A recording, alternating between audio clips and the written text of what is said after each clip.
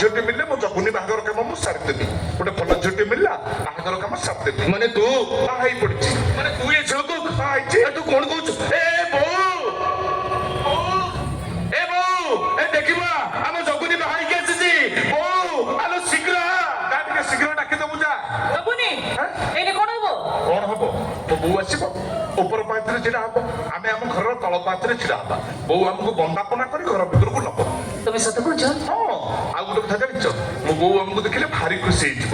କାହିଁ କହିଲ? ମୋ ବୋଉ ବା ସବୁବେଳେ କୁହେ ମୋ ଜଗୁନି ଯୋଉ ଝିଅକୁ ବାହା ହବ ସେ ଝିଅଟି ରାଧା ପରି ଦେଖାଯାଉଥିବ, ଆଉ ମୋ ଜଗୁନି ପାଖରେ ସେ ଝିଅ ଛିଡା ହେଲେ ରାଧା ମାଧବ ପରି ଦିଶୁଥିବ।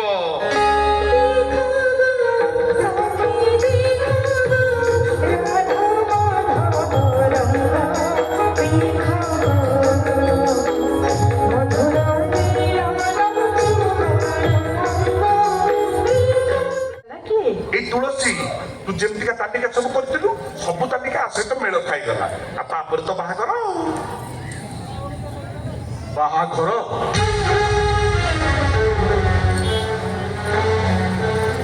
ମନକୁ ସାରା ଜୀବନର ଷୋଡ଼ଶ ସଂସ୍କାର ଭିତରୁ ବାହାଘର ହଉଛି ସର୍ବଶ୍ରେଷ୍ଠ ସଂସ୍କାର।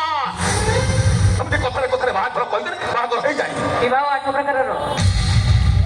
ବ୍ରହ୍ମ ବୈଦ୍ୟ, ଆର୍ଷ ପ୍ରଜାପତ୍ୟ, ଅସୁର ଗାନ୍ଧର୍ବ, ରାକ୍ଷସ ଆଉ ପିଶାଚ।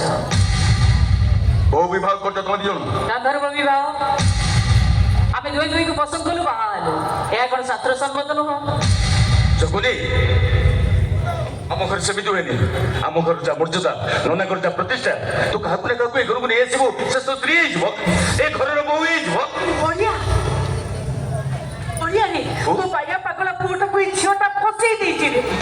ତାହେଲେ ଖୁଆଇ ନଦେଲେ ଖାଉନଥିବା ମୋ ପୁଅଟା। କାହିଁକି ସେ ଝିଅ ମତେ ଫସେଇନି, ମୁଁ ବା ତାକୁ ବାହା ହେବି ବୋଲି କହିଲି। କାହିଁକି କହିଲୁ? ହଁ ବାକି କହିଲୁ ନନା, ବୋଉ ଯୋଉଭଳି ତାଲିକା କରିଥିଲା ସବୁ ତାଲିକା ଏଇ ଝିଅ ସହିତ ମେଳ ଖାଇଗଲା ବୋଲି ବାହା ହେଇ ପଡିଲି। ବୋଉ କହୁନୁ ମତେ କହିଲା ବେଳକୁ କହିଦଉଥିଲୁ, ନନା କେବଳକୁ ପାଟି ପିଟୁନି ନୁହଁ। କହୁନୁ କଣ କହୁଥିଲୁ? ହଁ କହିଥିଲି ଦେଖିବା ପାଇଁ ସୁନ୍ଦର ହେଇଥିବ। ଦେଖୁନା କେତେ ସୁନ୍ଦର। ନନା ଦେଖୁନାହାନ୍ତି। ଆଉ କଣ କହୁଥିଲୁ? ମୁଣ୍ଡରୁ ଓଢଣା ଖସୁ ନଥିବ। ମୁଁ ବା ତାକୁ ଦେଖିଲା ବେଳୁ ଦେଖୁଛି ତା ମୁଣ୍ଡରୁ ଜମା ଓଢଣା ଖସୁନି, ଆଉ ମତେ କହୁଛି ସେଇ ଓଢଣା ତଳେ ମୋ ଆୟୁଷକୁ ସେ ଘୋଡେଇକି ରଖିଛି। ବୋଉ ଜାଣିଛ ଆମ ଜଗୁନିଟା ଭଲ ଭଲ ପିଲା, ତାକୁ ଏତେ ସବୁ ବାଜେ କଥା କଣ ପାଇଁ କହୁଥିଲୁ? ଏ ଜଗୁନି ମୋ ସୁନା ଭାଇଟା ପରା, ତୋର ଏ କାମ ପାଇଁ ଗାଁଟା ସର ଲୋକ ପଛେ ଚାକର କରିବେ। ତୁ ଏ ଝିଅକୁ ଯୋଉଟା ଦେଲୁ ତାକୁ ନେଇକି ସିଟ୍ ଛାଡ଼ି ଦେଇ ଆସିବୁ। ତ ମନକୁ ବୁଝିଲୁ ନା, ତତେ କିଛି ଜଣା ନାହିଁ। ସବୁବେଳେ ତ ଯାଇ ଖାଲି ବାହାରେ ବୁଲିଲୁ, ହେଲେ ମୁଁ ସବୁବେଳେ ବୋଉ ପଛେ ପଛେ। ବୋଉ ବା ମତେ ଲକ୍ଷେ ଥର ଲକ୍ଷ୍ମୀ ପୁରାଣ ଗପରେ କହିଥିବ, ପ୍ରଭୁ ବଳଭଦ୍ରଙ୍କ କଥାରେ ପ୍ରଭୁ ଜଗନ୍ନାଥ ମା ମହାଲକ୍ଷ୍ମୀଙ୍କୁ ଶ୍ରୀମନ୍ଦିରରୁ ବାହାର କରିଦେଲେ। ସେଠି ଅନେଇଲୁ, ତାପରେ ଲକ୍ଷ୍ମୀ ଛଡା ହେଇଗଲେ, ତାର ଦ୍ୱାର ବୁଲିଲେ, ନଈରୁ ପାଣି ଶୁଖିଗଲା, ଅଣ୍ଟିରୁ ଖଇ ଉଡିଗଲା। ନା ନା ନା, ତୋ ବୁଦ୍ଧିରେ ମୁଁ ପଡିବିନି। ଶୁକ୍ରେ ତମେ ଟିକେ ପୂର୍ବରୁ ମୋ ସହିତ ସ୍ୱର ବିଷୟ ମନ୍ତ୍ର ପଢୁଥିଲ ନା? ଆଜ୍ଞା ମୋ ମୁହଁରୁ ଭାଗବତ ଛଡେଇକି ବୋଲୁଥିଲୁ ନା? ସବୁ ଜାଣିଛୁ ପରା ସେ। ଗୀତା ଭାଗବତ ପୋଥି ପୁରାଣ ସବୁ ତା ମୁହଁରେ। ଠିକ ଅଛି, ମୁଁ ତମ ଘରକୁ ଯିବି, ତମ ବାପା ମାଙ୍କ ସହିତ କଥା ହେଇସାରିଲା ପରେ ତମ ଦି ଜଣଙ୍କର ବାହାଘର ପଡିବ। କାହିଁକିନା ତମକୁ ଦେଖି ସାରିଲା ପରେ ଆଉ ତମ ମୁହଁରୁ ଏମିତି ସବୁ ମନ୍ତ୍ର ଶୁଣି ସାରିଲା ପରେ ମୁଁ ଦୃଢ ନିଶ୍ଚିତ ତମେ କୁଳୀନ ବ୍ରାହ୍ମଣ ଘରର ଝିଅ ହେଇଯିବ। କୋଉ ଗାଁ କୋଉ ଶାସନରେ ତମ ଘର? ଆରେ ମତେ କୁହ, ମୁଁ ନିଜେ ଯାଇ କଥା ପକା କରି ଆସିଲି, ତାପରେ ଭଲ ତିଥି ବାର ରତ୍ନ ଦେଖି ତମ ଦି ଜଣଙ୍କର ବାହାଘର କରି ଆମେ ସମସ୍ତେ ରାଜି। ତୁ କିଛି କହୁନୁ? ହଁ ମୋ ପୁଅର ହାତ ଧରିକି ଆସିଲାଣି ଯେତେବେଳେ ଆମେ କଥା ଜୀବନକୁ ନେଇକି ଭୁଲ ନିଷ୍ପତ୍ତି ନବା, ତ ନନା କଥାରେ ମୁଁ ବି ରାଜି। ତୁଳସୀ ଆମର ଆଉ ଥରେ ବାହାଘର ହବ। ନନା ଆମର ଆଉ ଥରେ ବାହାଘର ହବ ଯେ ତମ ପାଖରେ କଣ ପଇସା ଅଛି ଉଡାଜାହାଜରେ ବସି ଆମେରିକା ଯିବାକୁ? America? Yes, my name is Amulia Tandon. ମୋ ବାପା ମା କିଏ ମୁଁ ଜାଣିନି। I am an orphan child. ପିଲାଟି ଦିନରୁ ଚର୍ଚ୍ଚରେ ବଡ଼ ହେଇଛି। ହାର୍ଭାର୍ଡ ମେଡିକାଲ ସ୍କୁଲରେ ପାଠ ପଢ଼ା ସାରି ଡାକ୍ତରୀ ପେଶାକୁ ଛାଡ଼ି ଦେଇ ଆଜିକୁ 10 ବର୍ଷ ପୂର୍ବରୁ ମୁଁ ଓଡ଼ିଶା ପଳେଇ ଆସିଥିଲି। କାହିଁକି ଆସିଥିଲ? ଆସିଥିଲ ତମ ଜାତିକି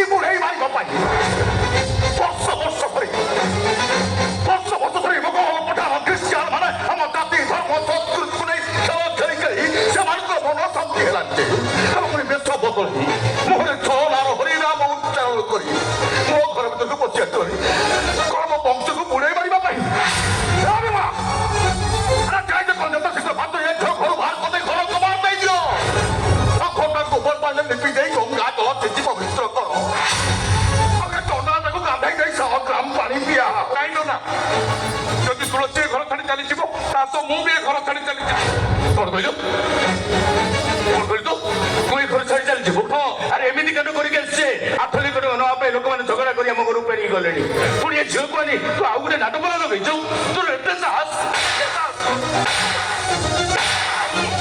ମାରନ୍ତୁନି ତାଙ୍କୁ। ପଳେଇ ଯାଅ ଆମ ଘର ଆମ ପାଇଁ ଶ୍ରୀମନ୍ଦିର ପରି ପବିତ୍ର। ଏଠି ରୀତି ନୀତି ଧର୍ମ କର୍ମ ଯେତେ ଯାହା ଅସୁବିଧା ହେଲେ ବି କିଛି ବି ଭୁଲ ହୁଏନି। ଆଉ ତମ ପରି ବିଧର୍ମୀ ଝିଅ ଏ ଘର ସାରା ବୁଲି ବୁଲି ଯୋଉ ପରମ୍ପରାକୁ ନଷ୍ଟ କରିଛି ତାକୁ ମାର୍ଜନା କରିବାକୁ ଆମକୁ ଏ ଜନ୍ମରେ ଘଟିବନି। ପଳେଇ ଯାଉ ଏଠୁ। ନା ତ ତୁଳସୀ କୁଆଡ଼େ ଯିବନି। ମୁଁ ଠାକୁରଙ୍କୁ ନିୟମ କରି ତାକୁ ବାହା ହେଇଛି। ଏ ବୋଉ ଯଦି ତୁଳସୀ ଆମ ଜାତିର ନୁହଁ ତାହେଲେ ନନାକୁ କହୁନୁ ନନା ମନ୍ତ୍ର ପଢି ପାଣି ଛିଞ୍ଚି ତାକୁ ଆମ ଜାତିର କରିଦେବେ। ସେଠି ଅନେଇଲୁ ବୋଉ ଗୀତା ଭାଗବତ ପୋଥି ପୁରାଣ ସେ ସବୁ ଜାଣିଛି ଲୋ ସବୁ ଜାଣିଛି ସିଏ। ନେତୁବନି ଜଗନି ଏ ତୁଳସୀ ତା ଜଗାକୁ ଛାଡି କୁଆଡେ ବି ଯିବନି। ଏମାନେ ମତେ ମାରୁ ମାରୁ ମାରିଦେଲେ ବି ଏ ତୁଳସୀ ଏ ଘର ଛାଡି ଜମା କୁଆଡେ ଯିବନି। ଓ ଘର ଭିତରେ ତମ ପାଇଁ ଜାଗା ନାହିଁ। କୋଳି ତଳେ ରହିବି ଏ ଘରର ଦାଣ୍ଡ ଦରଜାର ତଳ ପାହାଚରେ ରହିବି। ଚୁକୁନି ସୁନା ଭାଇଟା ପରା ଏ ଝିଅକୁ ଯୋଉଠି ଆଣିଥିଲୁ ତାକୁ ନେଇଯା ସେଇ ଛାଡ଼ି ଆସିବୁ। ଏ ଶୁଣ ତୋ ପାଇଁ ମୁଁ ଝିଅ ଦେଖିବି କୁଳିନ ବ୍ରାହ୍ମଣ ଘର ଝିଅ ଦେଖିବାକୁ ଅବିକଳ ଆରିପରି ହେଇଯିବ। ଆଉ ତୋ ବାହାଘର ମୁଁ ଧୁମଧାମରେ କରିବି। ଏ ବୋଉ ମୁଁ ତାକୁ ଟିକେ ବୁଝା। ଏ ବାପା ବାପାରେ ମୋ ଧନ ପରା ମୋ ସୁନା ପୁଅଟା ମୋ କଥା ମାନ ମୁଁ କଥା ଦଉଛି ଏ ଝିଅକୁ ଭଲରେ ଭଲରେ ତା ଘରକୁ ପଠେଇବା ବ୍ୟବସ୍ଥା କରିବି। ଓନାକି ଏ ଝିଅ ଆମ ଘରେ ରହିଲେ ଆମ ଜାତି ଚାଲିଯିବ। ନନା କର୍ମ ମାନେ କରିପାରିବେନି। ଆମ ହାତରୁ କେହି ଆଉ ଭୋଗ ତୁଳସୀ ପାଇବେନି। ତୁ ପରା ମୋ ସୁନା ପୁଅ ମୋ କଥା ମାନ।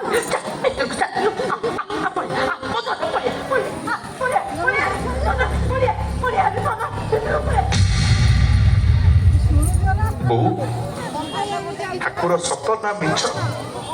ସତ ଆମ ଦିଅ ସତ ନା ମିଛ? ସତ। ଦିଅଙ୍କ ରାଣ ଖାଇ ସେ କାମ ନ କଲେ ପାପ ନା ପୁଣ୍ୟ? ପାପ। ମୁଁ ପାପ କରିବିନି।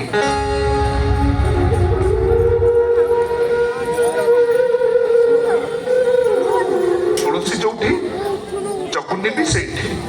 ଆମ ରହିବା ଜାଗା କୋଉଠି ମୁଁ ଜାଣିଛି ଜଗୁନି। ତମ ଘର ସାମ୍ନା ଗୁହାଳ ଘର ଗୋଟେ ନାଲି ରଙ୍ଗର ଗାଈ ଅଛି ଆଉ ତାର ଗୋଟେ କୌତିକିଆ ବାଛୁରୀ ଅଛି। ତାକୁ ବି ସ୍ୱପ୍ନରେ ଦେଖିଛ? ସେଇ ଗୁହାଳ ବୁଲାଇ ଗୋଟେ ଛୋଟିଆ ଚାଳିଆ ଘର ଅଛି। ଏ ଘରେ ସିନା ଆମ ପାଇଁ ଜାଗା ନାହିଁ ହେଲେ ଆଜିଠାରୁ ସେଇ ଚାଳିଆ ଘର ହବ ଆମ ରହିବା ଘର। ଆମେ ସେଇଠି ଚାଲିଯିବା। ଆସ ଯିବା ଆସ। ଚକୁଲି ଆଉ ରାଗନି ବଡ ଶାନ୍ତେ ତମ କଥା ମାନି ମୁଁ ଲକ୍ଷ୍ମୀ କି ଛାଡି ପାରିବିନି କି ଲକ୍ଷ୍ମୀ ଛଡା ହେଇପାରିବିନି। ତମର ଏ ନଅରରେ ସିନା ମୋ ପାଇଁ ଟିକେ ଜାଗା ମିଳିଲାନି ହେଲେ ତମର ସେଇ ଓଳିତଳ 6 ହାତ ଚାଳିଆ ଘରେ ମୁଁ ରହିଯିବି। ଦୟାକରି ଟିକେ ଦୟା କରୁଥିବ ଶାନ୍ତେ। ତମ ସାନ ଭାଇ ଜଗୁନି ଏ ଜଗନ୍ନାଥ ଆଜିଠୁ ପରା ଦାସ ଜଗନ୍ନାଥ।